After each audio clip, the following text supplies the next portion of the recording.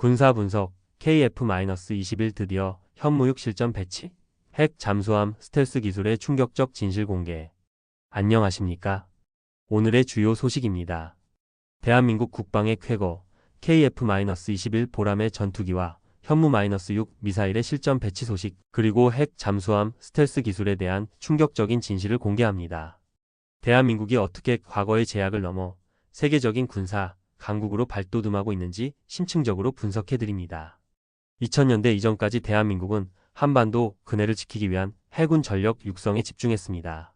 당시 잠수함 전력은 연근해 작전에 적합한 1200톤급 장보 고급 잠수함 9척이 유일했습니다. 이 잠수함들은 주로 북한의 소형 잠수정 위협에 대응하고 영해를 방어하는 역할을 수행했습니다. 그 성능 또한 당시에는 준수했지만 급변하는 해상 안보 환경에 대응하기에는 한계가 있었습니다. 하지만 이제는 상황이 완전히 달라졌습니다. 2000년대에 들어서면서 중국 해군의 위협이 거세지자, 특히 남중국해를 넘어 서해와 동해까지 영향력을 확대하려는 움직임이 감지되자 대한민국 해군은 근해 방어뿐만 아니라 먼바다 위협에 대응하기 위한 작전 능력을 무한대로 확장하기 시작했습니다. 이는 단순히 잠수함의 수를 늘리는 것을 넘어 질적으로 우수한 잠수함 확보와 작전 개념의 변화를 의미했습니다. 그 시작으로 1사급 잠수함인 손원 1급을 배치했으며, 이 잠수함은 독일 HDW-214급 잠수함을 기반으로 하여 더 향상된 자막 능력과 은밀성을 자랑했습니다. 장보 고급과 손원 1급 건조 경험을 바탕으로 대한민국은 이제 독자적인 설계와 건조 기술을 축적하여 국산 잠수함인 도산 안창호함을 건조했습니다. 이로써 대한민국은 세계에서 8번째로 3000톤급 이상 중형 잠수함을 독자적으로 건조할 수 있는 국가로 빠르게 성장했습니다. 이는 해양 방위 산업의 자립을 넘어 세계적인 수준의 기술력을 확보했음을 증명하는 역사적인 성과입니다.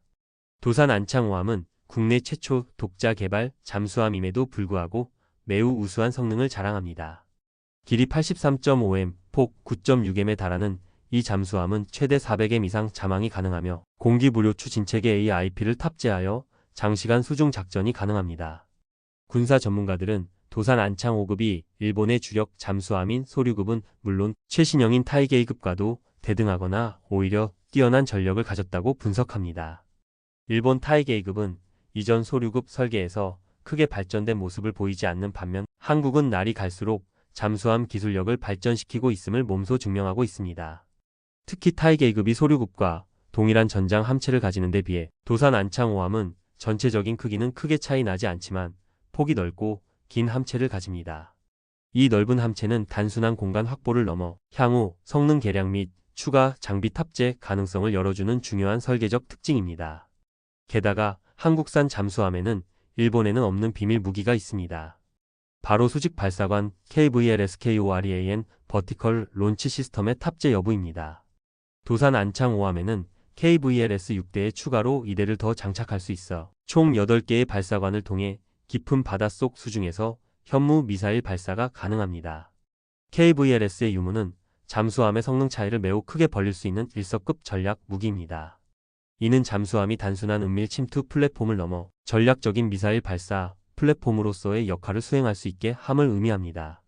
또한 도산 안창호함은 순항 작전 외에도 전략 대지 타격 작전 임무 수행이 가능하여 타이게이급보다 훨씬 다양한 임무를 수행할 수 있는 전략적 멀티플레이어가 될 수 있습니다. 이는 유사시 적의 주요 지상시설을 은밀하게 타격할 수 있는 능력을 제공함으로써 대한민국의 억지력을 크게 강화하는 요소로 작용합니다. 이러한 다재다능함은 한정된 국방 예산 내에서 최대의 효과를 얻고자 하는 한국 국방 정책의 지향점을 명확히 보여줍니다. 심지어 배치-II에서는 함체가 더욱 길어지면서 KVLS도 추가로 더 탑재하게 되는데요. 구체적으로는 KVLS가 무려 10대나 탑재되어 추가적인 대규모 작전에 맞는 다양한 현무 미사일을 탑재할 수 있게 되었습니다. 이는 대한민국 해군이 단순한 영해 방어를 넘어 광범위한 해상 전략, 작전 수행 능력을 갖추게 됨을 의미합니다. 그러나 한국 해군이 계획하고 있는 것은 이것이 끝이 아닙니다. 배치-II에 이은 배치-III도 계획되어 있습니다. 배치-III는 2030년대 중반까지 총 4척이 추가로 건조될 예정입니다. 배치-III는 배치-II의 탑재된 최신 장비를 기반으로 추가적인 개량이 이루어질 것으로 보입니다. 특히 엔진은 배치-II와 동일한 리튬 이온 전지를 적용해 장시간 잠항을 계속할 수 있는 능력이 더욱 강화될 것이며 KVLS 또한 10대 이상 탑재되어 전략적 타격 능력이 극대화될 것으로 예측됩니다. 대한민국은 이미 SLBMS UBMARINE-론치트 벌리스틱 미설 핵심 기술 개발에 성공했으며 2021년 마덱스 MADX 방산 전시회에서 실물을 공개하며 전 세계를 놀라게 했습니다. 이때까지만 해도 북한은 북극성 -3호를 개발하며 몇 년 앞서 있는 것처럼 보였습니다. 하지만 대한민국 해군이 먼저 시험 발사에 성공하면서 세계에서 7번째로 SLBM 개발에 성공한 나라가 되었고, 이런 격차는 불과 2년 만에 완전히 뒤집혔습니다. SLBM 현무 미사일 개발을 시작한 지 불과 7년 만에 이룩한 엄청난 성과였습니다. 이 놀라운 속도는 대한민국 국방과학기술의 잠재력과 집중적인 투자, 그리고 연구진의 헌신적인 노력이 있었기에 가능했습니다. 우리나라가 이렇게 빠르게 성과를 달성할 수 있었던 데에는 명백한 이유가 있습니다. 이미 우리나라는 SLBM 발사에 필요한 기반 기술을 전부 가지고 있었기 때문입니다.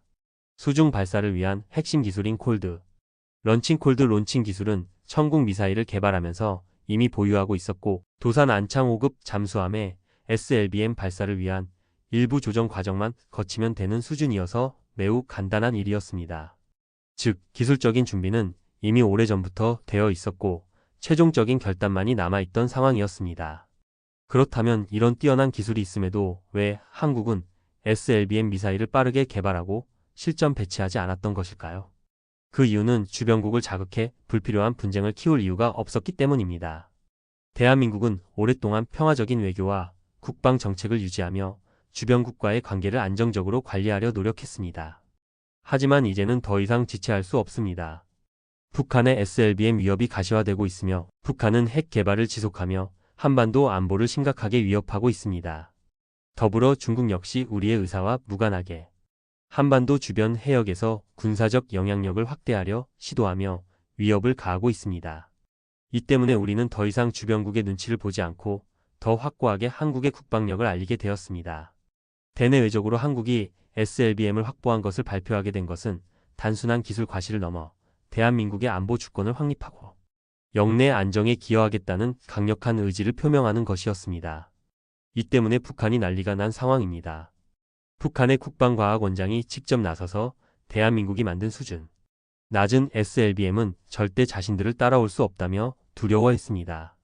이는 북한이 대한민국의 SLBM 개발에 상당한 위협을 느끼고 있음을 반증하는 것입니다. 반면 대한민국은 한반도의 평화를 지킨다는 강한 의지를 통해 현재 북한을 아득히 뛰어넘는 고도의 기술을 한국형 잠수함에 탑재하는 데 성공한 것입니다. 이러한 기술적 우위는 단순한 군사력 증강을 넘어 외교적 지렛대이자 강력한 억지력으로 작용하며 한반도 안보 환경에 긍정적인 영향을 미치고 있습니다. 이처럼 지금의 대한민국은 과거와 달리 뛰어난 군사 기술을 보유한 국가로 탈바꿈했습니다.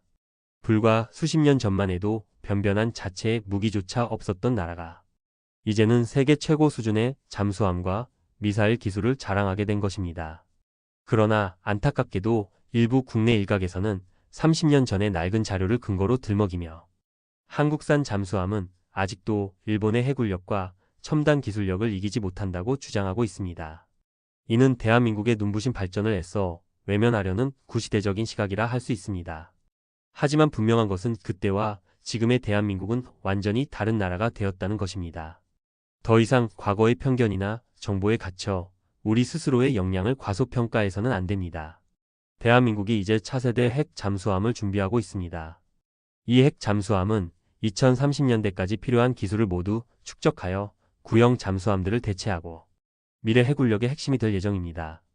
해군의 발표에 따르면 장보-III 사업의 최종 배치인 배치-IV의 설계 배수량은 약 5,000톤 정도가 될 예정이라고 밝혔습니다.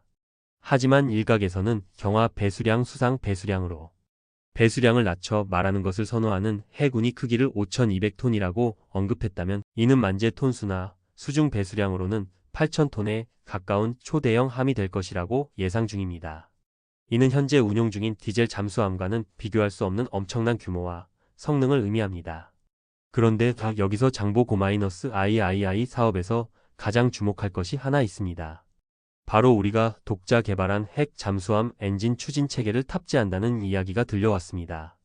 차세대 잠수함의 추진 동력인 핵 잠수함 추진 체계를 얼마나 효율적이고 안정적으로 만드느냐에 따라 장보고-III, 배치-IV의 작전 성능과 지속 능력이 결정되기 때문입니다. 원자력 잠수함은 원자로를 이용해 추진하는 잠수함으로 전 세계 주요 선진 군사 강국이라면 반드시 보유하고 있는 군사력의 상징입니다. 그 이유는 간단합니다. 재래식 잠수함에 비해 압도적으로 우수하며 전략 핵무기와 결합할 경우 사실상 상대할 적이 없는 최강의 결전 병기가 되기 때문입니다. 원자력 잠수함은 원자로를 통해 산소와 전기를 무제한으로 생산할 수 있습니다. 이 덕분에 중간중간 수면 근처로 올라와 공기를 보충해야 하거나 배터리 충전을 위해 부상해야 작전이 가능한 재래식 잠수함과 달리 수중에서 수개월간 지속적으로 작전을 할 수 있습니다. 이는 잠수함의 은밀성과 작전 반경을 극대화시켜 전략적 가치를 비할 데 없이 높입니다. 또한 강력한 원자력 추진력 덕분에 수상 함대에 맞먹는 고속으로 주행이 가능하여 위기 발생 시 신속하게 작전 지역으로 이동할 수 있습니다. 다만 원자로가 크다 보니 함의 체급이 커지고 저속 운항 중에도 원자로를 완전히 멈출 수 없어 발생하는 소음, 문제 등 몇 가지 기술적 제약과 운용상의 어려움이 존재합니다. 하지만 이러한 제약들은 지속적인 연구 개발을 통해 극복해 나가고 있습니다. 한국의 핵 잠수함 개발은 이러한 기술적 난관을 극복하고 진정한 해양 강국으로 나아가려는 대한민국의 의지를 보여줍니다. 시청해 주셔서 감사합니다.